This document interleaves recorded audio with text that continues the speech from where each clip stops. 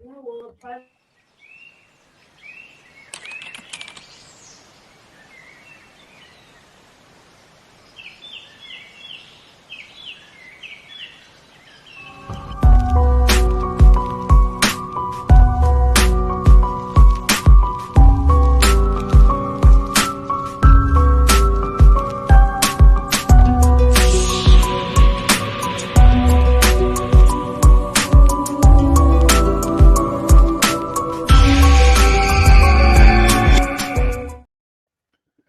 Welcome back to Paranormal, the New Normal. I'm your host, is Jeremy, here trying to make the world seem a little more normal.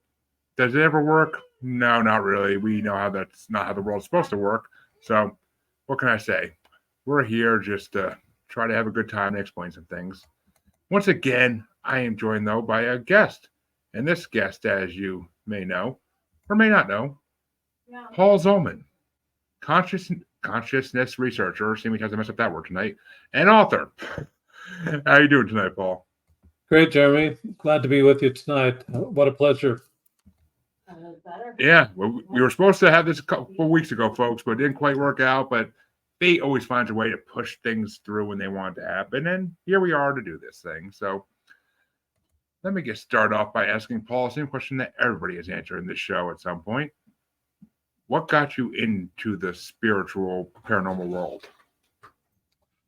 Jeremy, I think that probably the first time that something paranormal really happened to me is after my father passed away. And I just kind of, I just caught a glimpse of him. He was he was always kind of a rough character. I was miles and miles away from him when he passed away, and I went to his funeral. But after I went home from that, I remember distinctly seeing him sitting in a lounge chair, which was his favorite place to sit in the living room. When I ever grew up at home, he had his easy boy recliner, and I just saw him sitting there, and he was just staring straight ahead, like staring into space, like he was in solitary confinement for some reason or another. That it was just there. And why did I see him? Who knows? I really had a hard time connecting with my father throughout my life, and maybe that was the reason that him not maybe not doing the connecting thing, him not doing something he was supposed to do while here on Earth. Uh, and I'm seeing the state that he was in after he'd passed away. Solitary. It was as if he was in solitary confinement. So it really that was one of the decision making things that I made in my life at that time, Jeremy. That I wanted to do something that would be something that people would remember me by, not to be remembered in that such a way, but something to actually have a purpose for life. And I realized at that time that I needed to just be a better person and be a lot more loving to everybody I came in contact with. That was my first experience. So, kind of a lesson from beyond in a way, almost. Absolutely.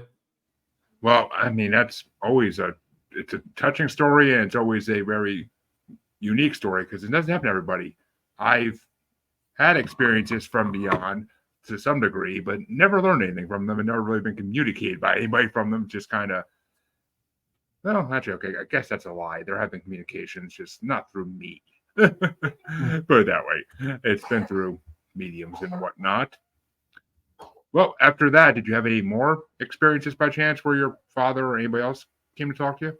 Well, within that same year, one more visit from him, same situation, the same circumstances. He's sitting in a lounge chair all by himself.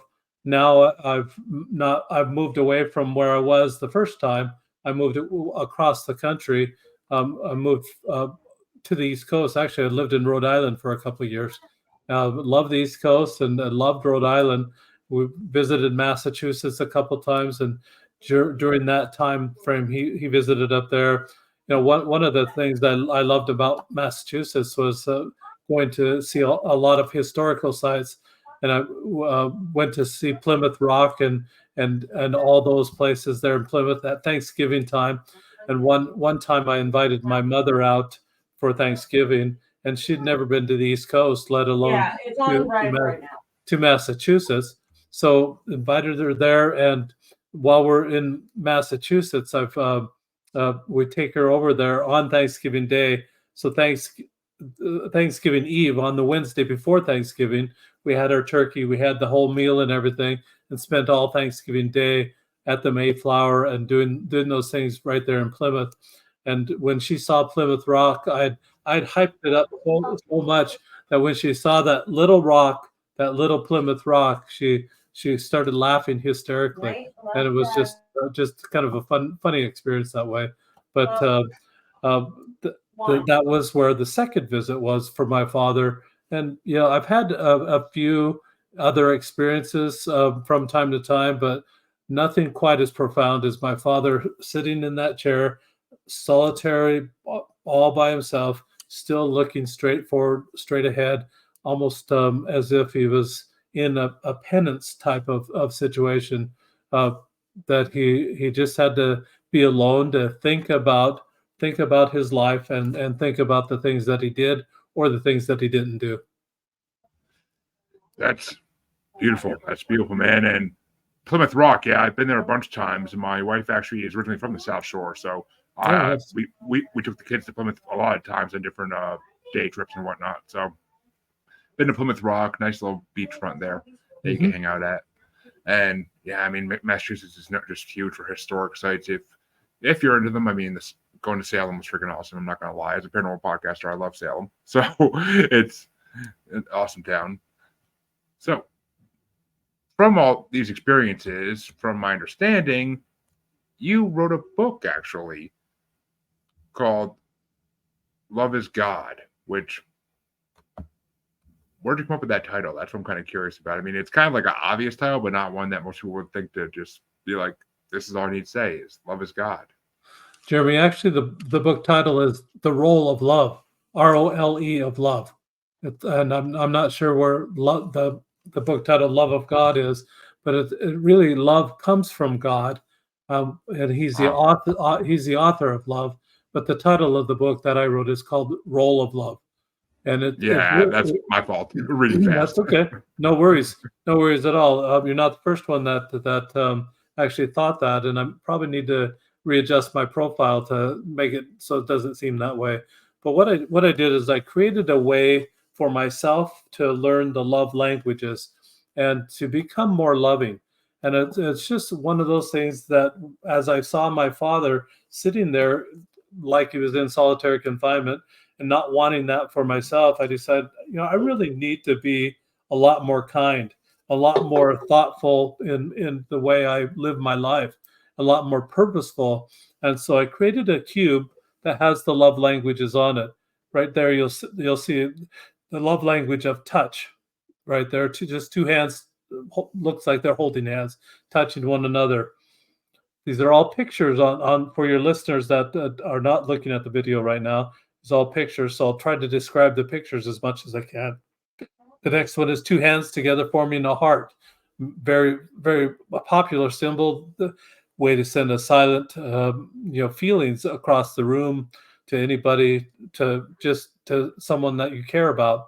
This particular heart form has a conversation fly out. So these would be the words from the heart. That would be the words that we say.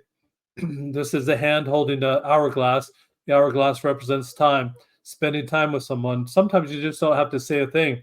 Just spending time with one another is a way people express love. Some people really like that way. Just hang out with me, just be with me. We don't have to talk. We can watch this Korean drama, read the subtitles, and then just talk later. But just be with me while we're doing that. That would be someone that loves to spend time with one another. The next one is looks like a waiter holding a platter. That would represent service. So service is definitely a love language. And then the last one is a hand holding a gift.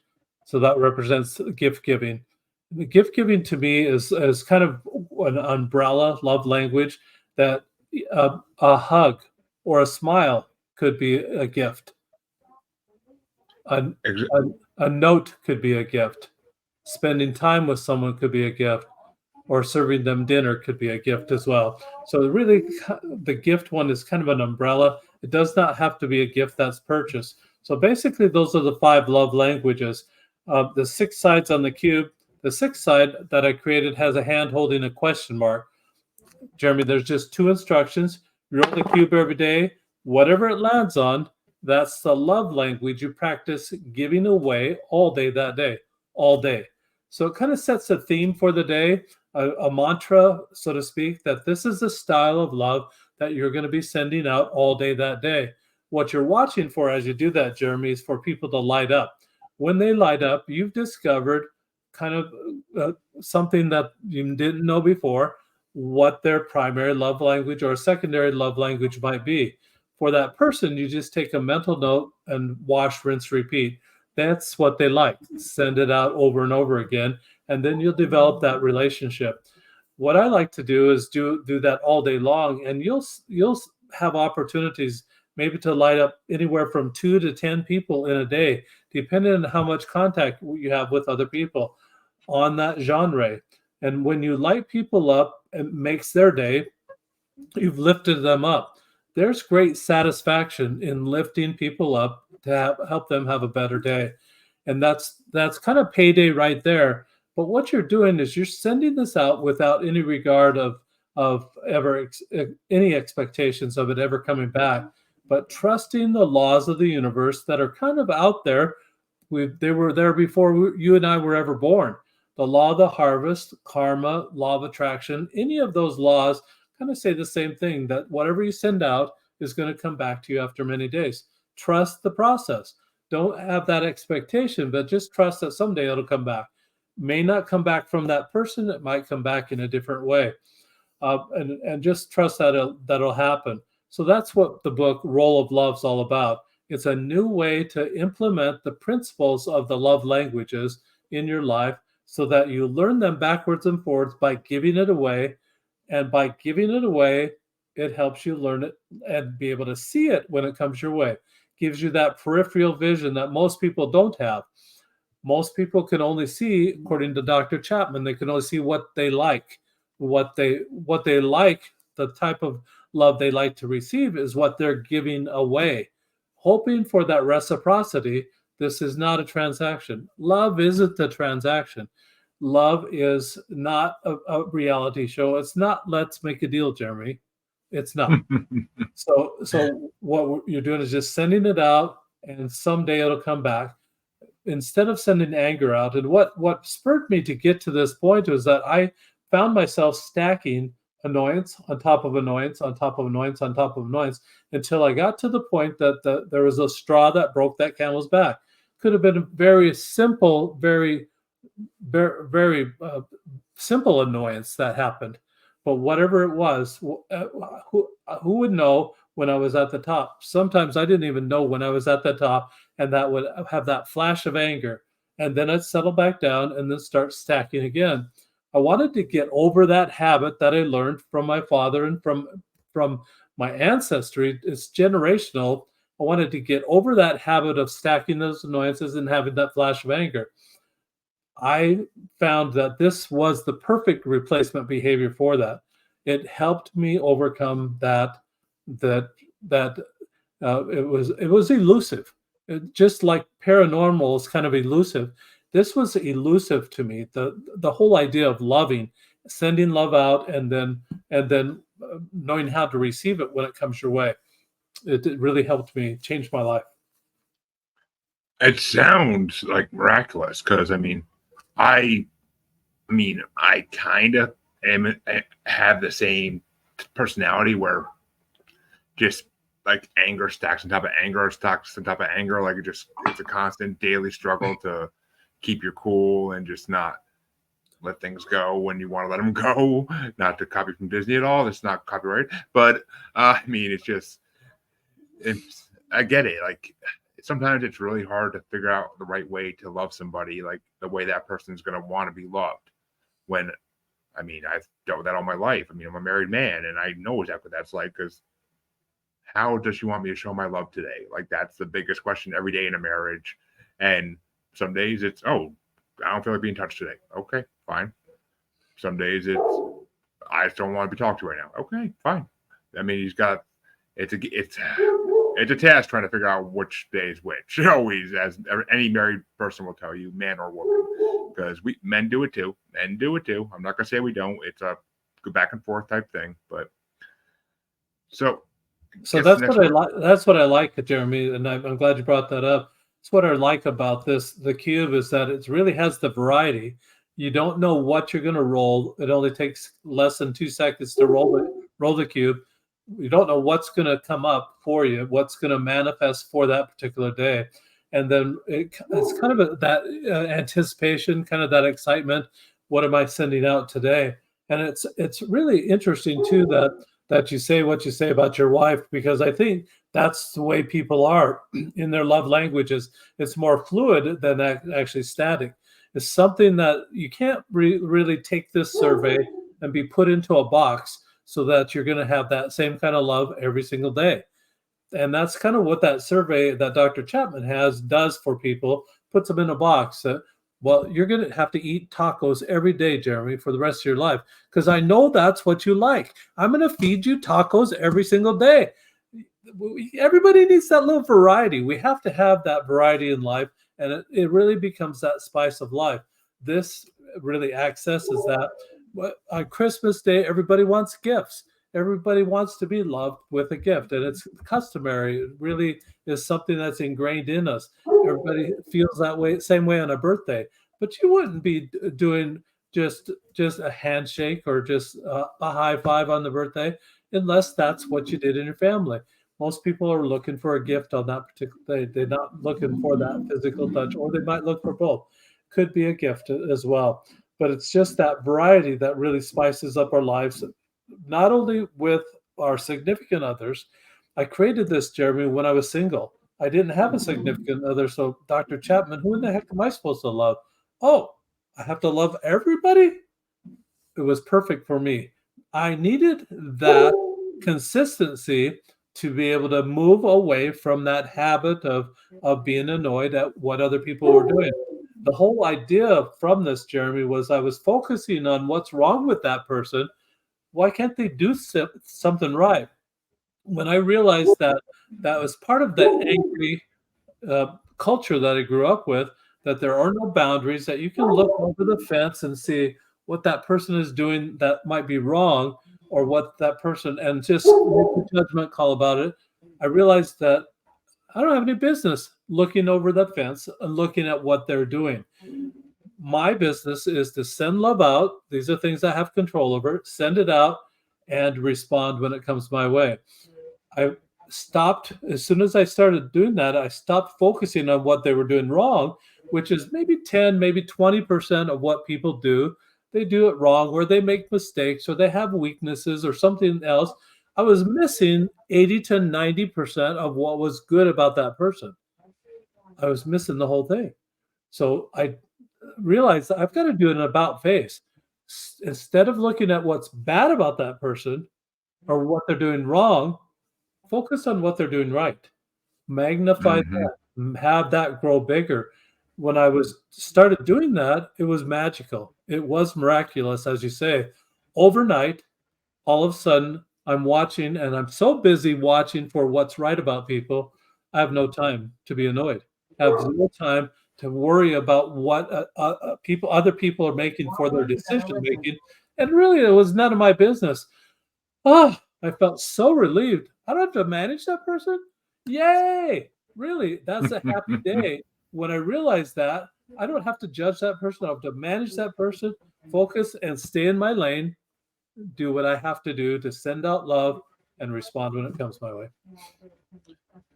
Which, I mean, it seems like such a simple thing to do on a daily basis, but it's really not, because there's so many other things distracting us constantly that we forget to do the simple things like show love when we're when we're given it, or to just show love just for the sake of showing love to somebody. I mean, it's just one of those common things we forget to do, like holding the door for somebody if we're in a rush, or stealing an old lady's taxi in New York City when you're in a rush. Come on, I mean, we've all been there. We've all been there. But it's just there's see, it's the things like this are just simple lessons that everybody forgets.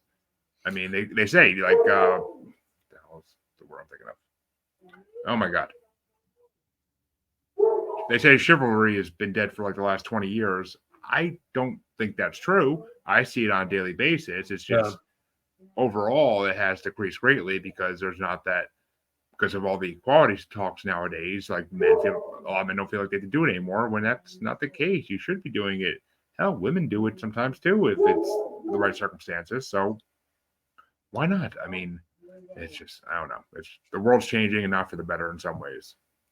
Yeah, we need to get rid of the rage and get rid of that anger.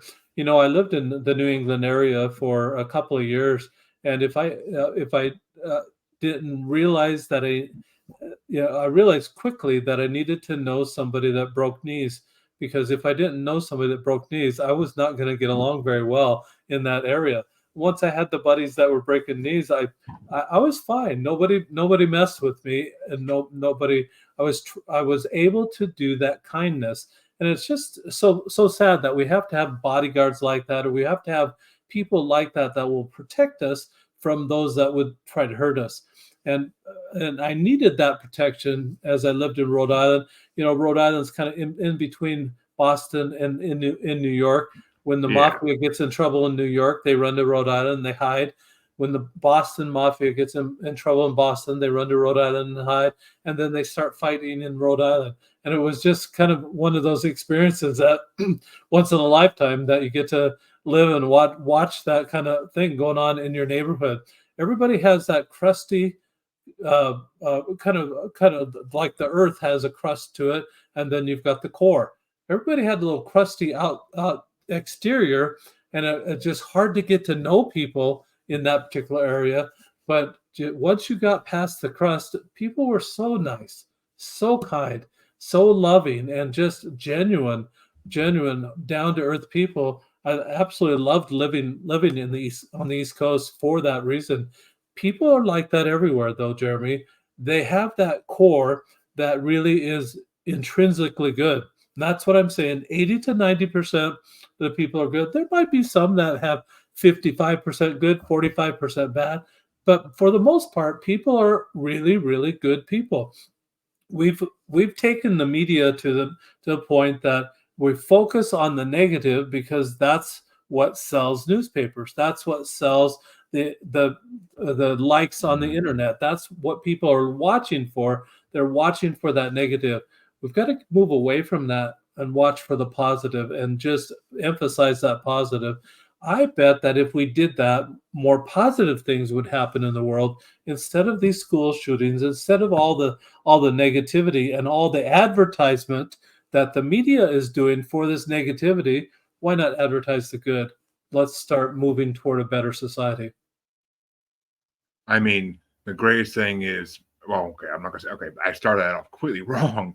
I mean, yeah, it's bad because recently a bunch of my fellow hosts from another podcast live in Iowa, and I know in Perry, Iowa, there was just a really bad school shooting there like this past weekend. Right. And it's just, I'm sorry, not Perry. God, they're going to kill me for that. I think you're right. I think it is Perry. I feel like I'm very wrong about that, but I could be. Oh my God, they're going to kill me. Why am I slipping on that? Anyway, but in Iowa, there was a really bad school shooting this past weekend. Apparently, a transgender student got back at kids for all the bullying, and I guess the principal got caught in the crossfire as well. But so I mean, it's just sad that this keeps happening all around the world. On the United States especially, it keeps happening on a monthly basis. You hear of at least one or two, and it's just sad because it's Pella, Iowa. I'm sorry, there it is. I knew it would click eventually in my head. Pella, Iowa. But so yeah, I mean, it's just I don't get it because like when I was in school in the 90s, kids got bullied every day, and no one ever went to these extremes. Mhm. I mean, the only time you heard about it was like Columbine and those type of situations. So, I mean, I don't. It's just this world is evolving to something I don't recognize anymore, especially with these types of incidents. Yeah, I've got a test that I'm doing right now, Jeremy, in K through sixth grade. So what they do is that at the beginning of every day, they roll the cube. As they're rolling the cube, they'll roll the cube at the beginning of the day. Takes less than 2 seconds to roll the cube, and then the teacher will take 30 to 45 seconds to explain, class, we're looking for this type of behavior today. Now, no longer is the teacher responsible totally responsible for how the student acts, nor is the principal responsible. Every student is responsible for themselves. And when you teach that type of responsibility for behavior, you're going to tamp down a lot of that bullying, a lot of the misbehaving that would be going on. These kids, at the end of the day, have to report. And what I've created, Jeremy, is a journal page that they have to report what they rolled, opportunities they saw to love in that way, what they did about those opportunities. This becomes something that the teacher just checks off at the end of the day. Teacher may read a few great stories and retain some of those great stories and read them at the front of the class the next day. Look what Jeremy did. Look what Ann did. Look what John did yesterday. And this is the type of behavior class that we're watching for. This type of good behavior, this type of loving behavior every day is, and re-emphasizing. It takes 1 minute at the beginning of the day. I've talked to Jeremy with teachers around the world in these podcasts, and every time I talk to someone that knows a teacher or that is a teacher, they said the last 10 to 15 minutes of the day is really non-productive time. The kids are antsy, they're tired, their brains are mush. They've tried to learn as much as they could all day long, and now they're done. They're just been done. Nothing, they can learn nothing more. So there's nothing better than a decompression activity at that point in their life. Decompression meaning they just discharge, kind of let go of some of the things that they learned throughout the day. Journal writing is one of those activities that will do that for the student. So take the 10 minutes to write a little paragraph about how did you love, what opportunities do you have to love, and what did you do about those opportunities. It's a return and report type of situation. Now these students are responsible for their own actions. They get it at the end of the day. They get a journal. The student parents that get those pages home will keep them in chronological order, and at the end of the school year, bind them in some way so that now that student, 10 years, 20 years down the road, can look back on that first grade or that third grade journal or that sixth grade journal and say, oh, I forgot I did that. That was really cool. I wondered why I loved my first grade teacher or my third grade teacher. I wondered why I loved that teacher. Now I know. And so from that, they have a reporting process. They have a journal. Their responsibility is there. They're building a basic foundation for their life, that it's going to be a loving foundation. They'll be able to take that. They'll know all the love languages. They'll have better communication skills. They'll be able to see it when it's coming their way, even though it might not be their primary love language. So they take these basic skills into their middle school and into the high school and into their life. And as they do that, they just become better human beings all the way around. That's kind of what we're working at in the school system. It'll take years for it to be implemented everywhere, but we're starting it out right now, and it's being very effective for those that are participating. I mean, I love the idea of this in schools. I really do. It just, to me, the biggest obstacle that you have to overcome is actually getting the kids to want to do it, because they're already so pre-programmed by the human programming that parents provide. And a lot of parents these days, and that's part of the problem with the world, is that parenting has gone severely downhill in the last 20, 30 years. And it's, I mean, yes, the world has changed and you can't parent the way you used to anymore. Yes, I'm well aware of that. And just the simple fact that there's not a stay-at-home parent in every family anymore because it just financially is impossible. So, I mean, parenting is changing a lot, and that's a big problem for all of this. But at the end of the day, I mean, getting the kids to do this, that would be the only biggest obstacle I'd see. I mean, 'cause I'm sure the teachers are more than willing to try this because it seems like a brilliant idea for kids. Just hopefully they find ways to talk kids into doing it. I'm sure the younger kids will be more than willing at Mhm. first, but it's just like this the fifth and sixth graders, and I could see that being a little difficult. I remember those days. It was war. Yeah. Well, and it doesn't have to be that way. So, for myself, growing up in an abusive family, I was looking for something that would be different, something that would be more loving. I did not want that angry culture to be that cloud that would follow me all throughout my life, and so I had to just somehow make a break from that type of behavior. And this was the perfect it was the perfect avenue for me. Just it was that replacement behavior that I needed. This was something different to do.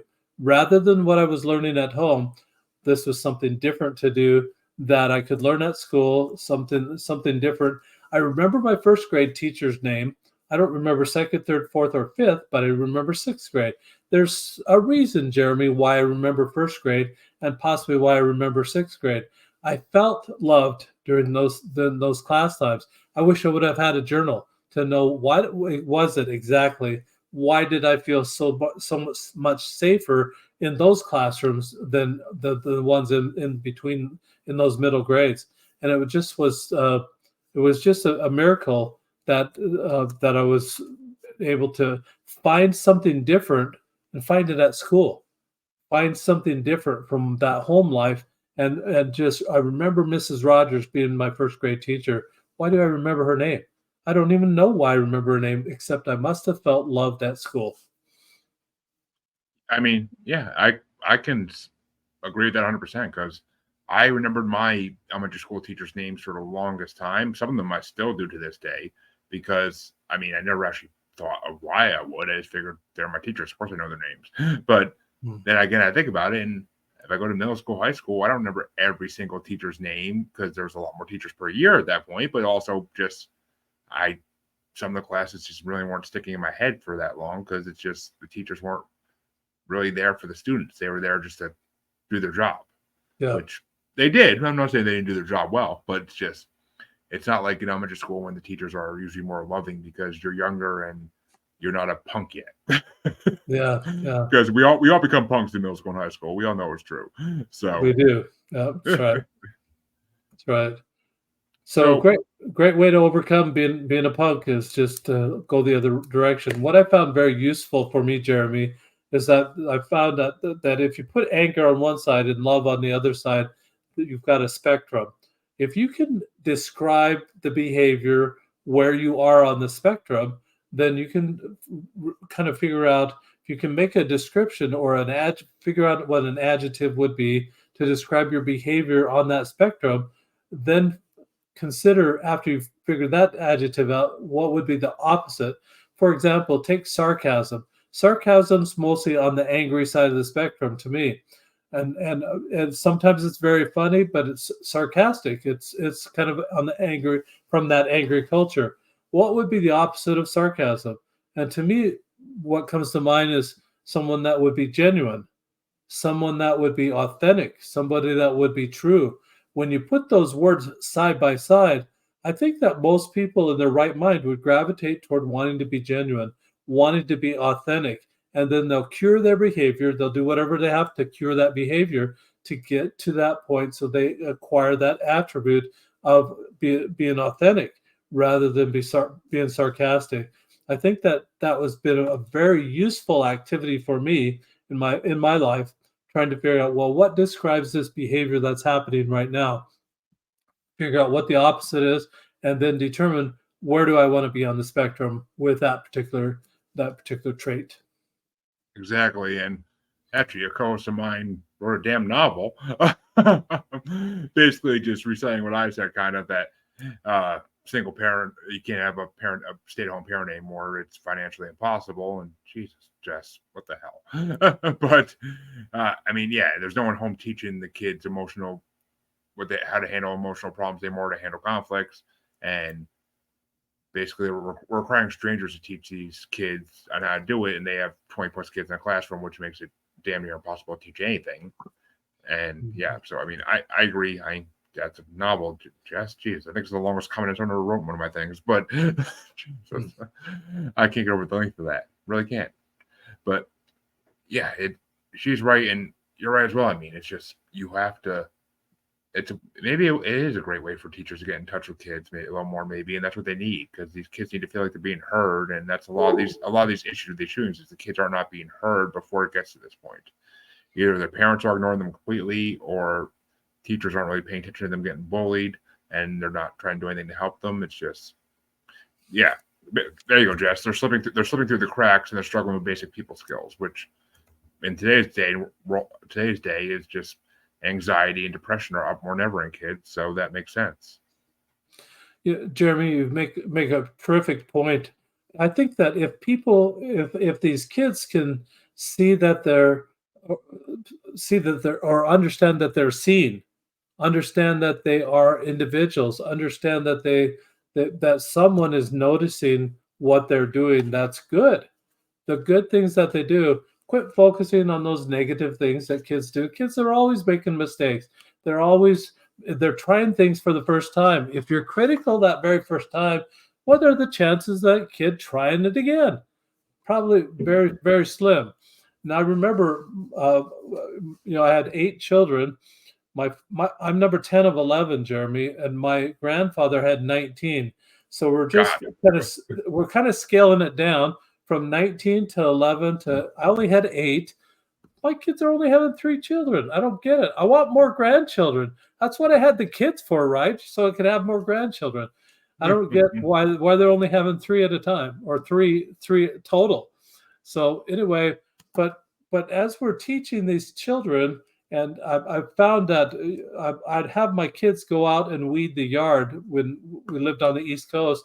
All the humidity and everything, really, all the plants just grow fabulously. It's wonderful, but the weeds grow as well. And so every Saturday, they had to do a 5-gallon bucket of weeds. And so one of my sons figured out the program. He figured it out that if he put the biggest weed in his bucket, then he was done. And he'd get like 3 weeds. And the whole yard has weeds. But he'd get 3 weeds, he put it in a bucket, I'm done. And it was over. And it was just hilarious to watch him work. And I think that as we teach children and focus on what positive things that they're doing, I asked him a few times about, that's it? That's all you're doing? He says it's a bucket full. And so it just met the minimum requirement that I had for doing it. And it was just hilarious how they'll do that minimum requirement. But I think that as we focus on what they did that was right, it just made me laugh the way he accomplished the task, putting 3 big weeds in his 5-gallon bucket, and it filled his bucket. It was done. But if we focus on the positive aspects of those things, seeing those children, they are just going to respond in a very positive way, and they'll come back for more. They'll come back for more instruction. They'll come back and they'll open up to you, and they'll be people that will want to be around you. I found that when I became angry, it was like that person that was in the swimming pool, Jeremy, that had the accident. Everybody scatters. It wasn't me. It wasn't me. It wasn't me. And then you're left all alone in the swimming pool, and that's it. And it's just, you repel people when you become angry like that. I did not want to do that anymore. I wanted people to be drawn to me and just be able to let them know that I cared about them, which I really did.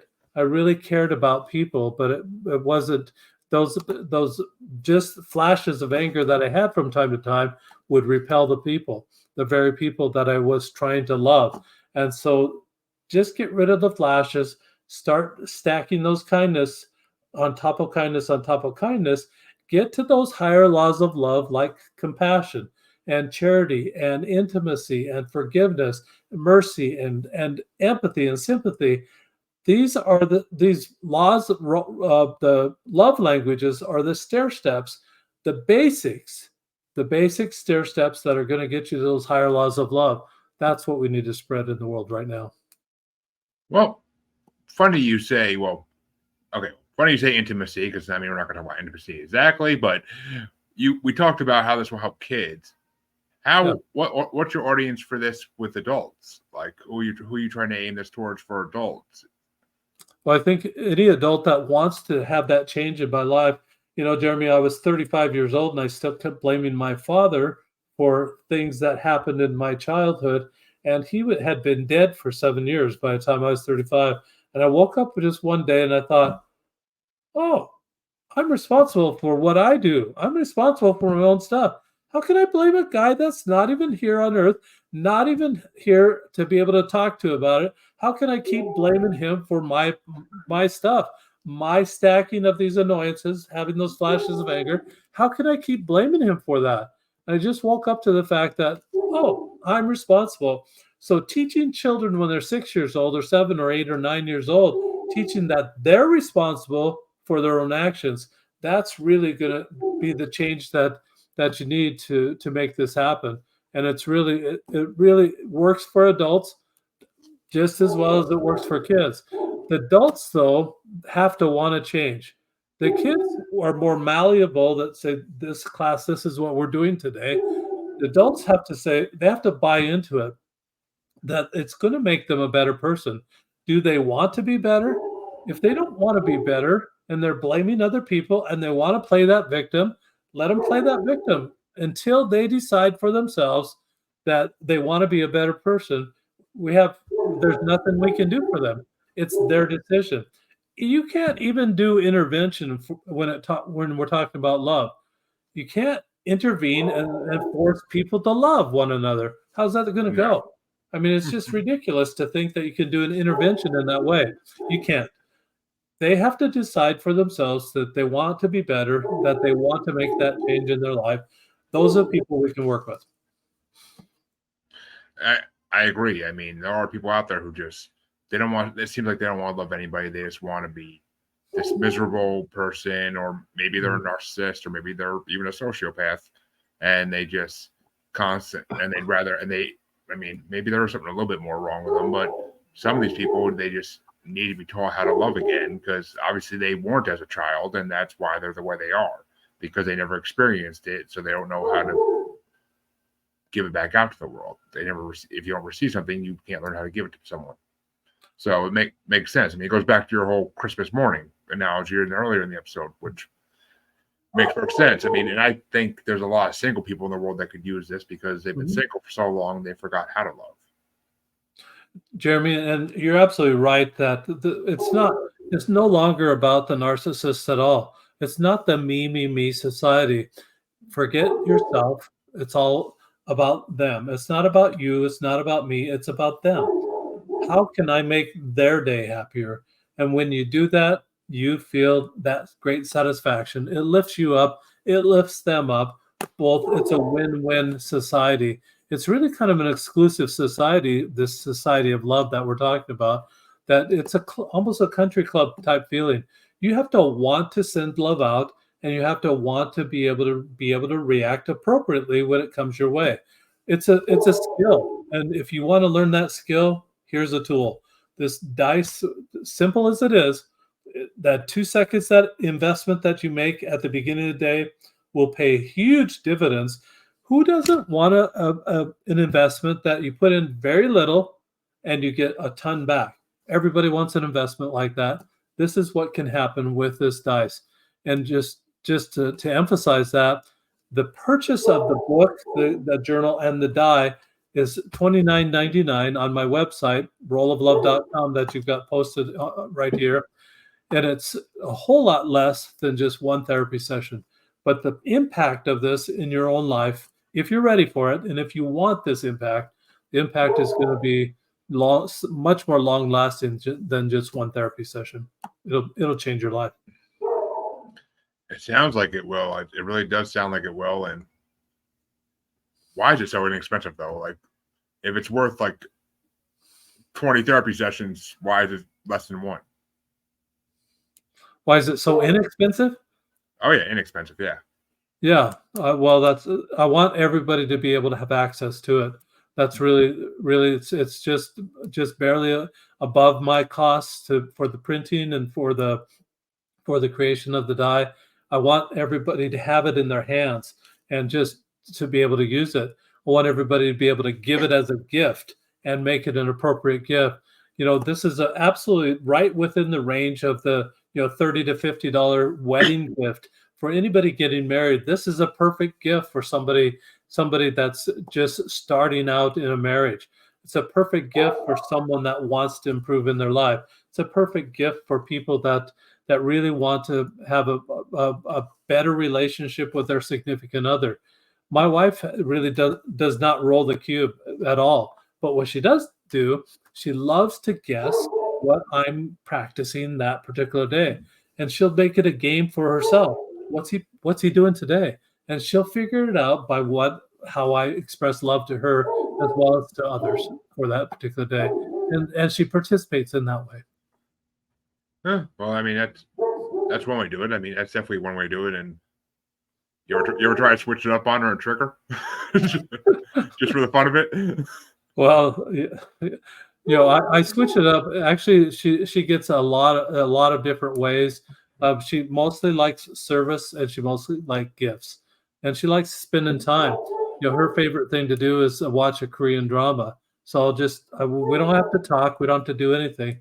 I just sit with her and read the captions for the Korean drama, and we have a good time there. See, when you said that at the beginning of the show, I had a feeling there was a personal thing in that one because I'm like, Korean drama, that's kind of out of nowhere. Like, that's something that I would just think of like when I'm talking about things that couples do. So, okay. Yeah. I'm like, I figured that had to be a personal thing. They're actually really fun, Jeremy. They're so clean that you wait 9 or 10 episodes before they even kiss. I mean, this is a romantic Korean drama, and 9 or 10 episodes into that first season before they ever even think about holding hands or kissing.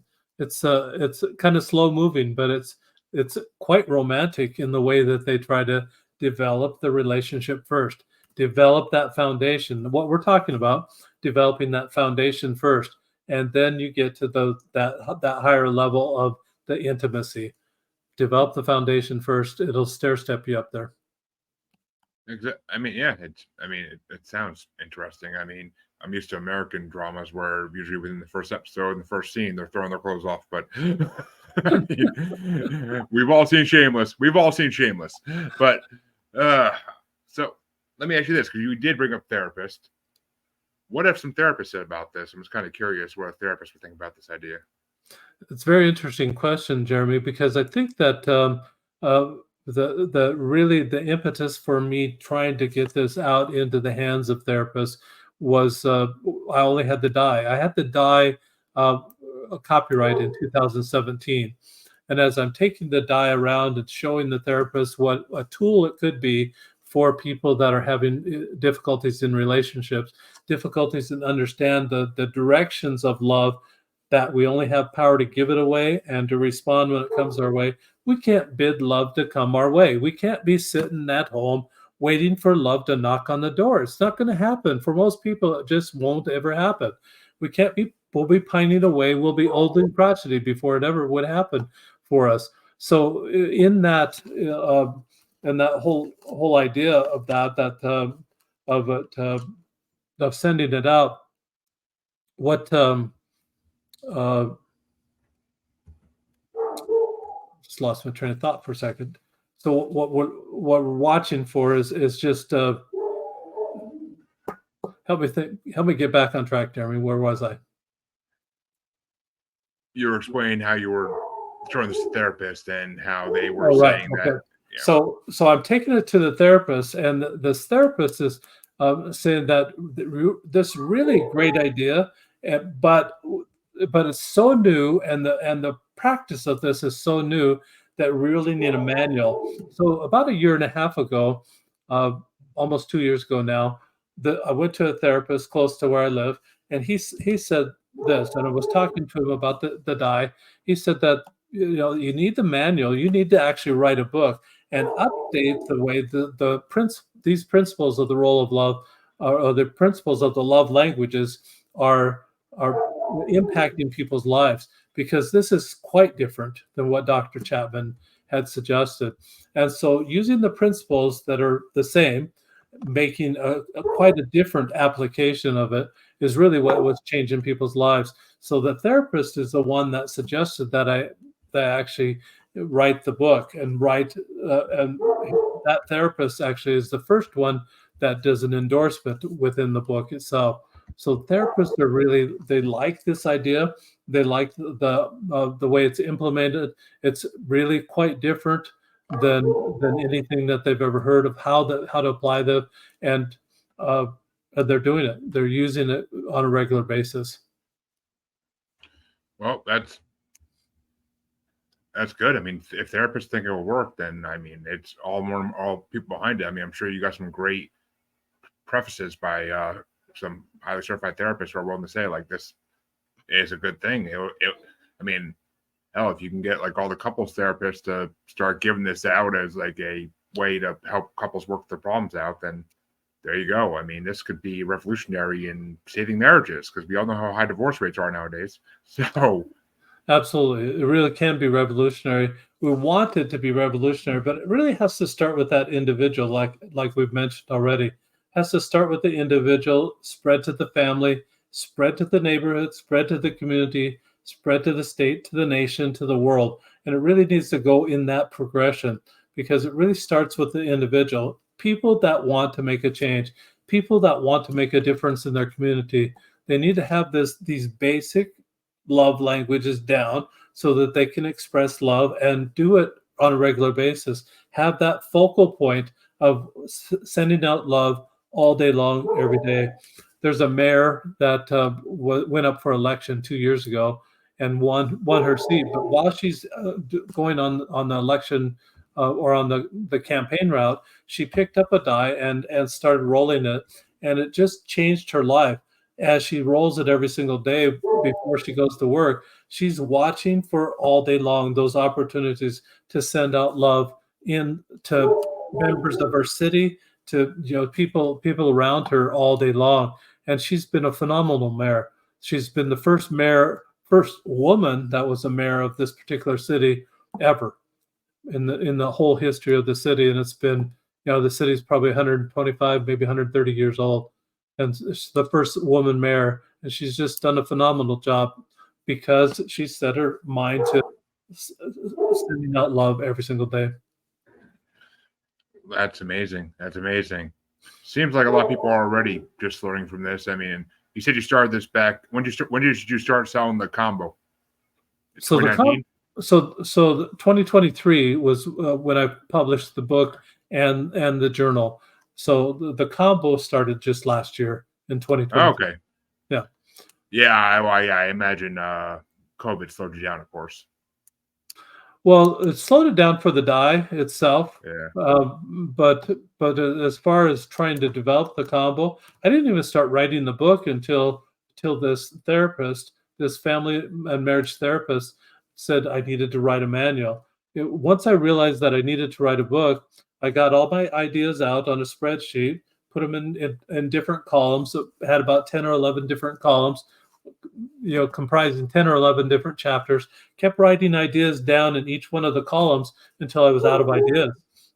When I was done, had all my ideas out on the page like that, then I realized, oh, now it's time to write. So I start writing. I'd write maybe a chapter a day, one chapter, and then it took only 6 weeks to finish writing the book itself. It took longer to edit. It took a little bit longer to do the formatting for the book and then the cover design.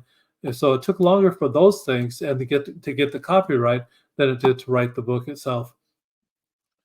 Well, I mean, yeah, copywriting and all the publishing is always, from all the authors I interview, that's always the worst part of every book writing procedure is the copywriting and publishing. But, well, Paul, it has been an honor to have you on here, and I can't wait to spread the word out about this even more when this episode releases in a couple months. I'll be sure to tag you and everything for it, of course, and to post all your stuff in the description where people can find you and your product. But why don't you tell my listeners one more time in your own voice where they can find you and where they can find your product? Thank you, Jeremy. They can find the product at rolloflove.com, ROLE of love.com. I did a play on words. You ROLL, roll the die, or roll the dice, roll the cube, outside of you. What changes you inside is ROLE. That's why I call it the ROLE of love.com. All right. Well, there you go, folks. RollLove.com. Go check it out. And who knows? Maybe this will save your marriage if you're having some kind of difficulties. I'm not going to even touch that, but it might, or get it for your kids. Maybe it'll help them become the great adults they're meant to be. Who knows? Valentine's Day is coming up. Good gift for Valentine's Day. Just saying. Might want to throw like a flower bouquet in it with or something. Just save your butt. But still, good idea. Right there. Valentine's Day is coming up. So actually, maybe this will release on Valentine's Day week. I think that's a good idea. So That is a great idea. So yeah, that's what I'm aiming for. And for everybody who wants to know how to find me, all my listeners should already know how to find me. If you don't, shame. But check the outro. You'll find it.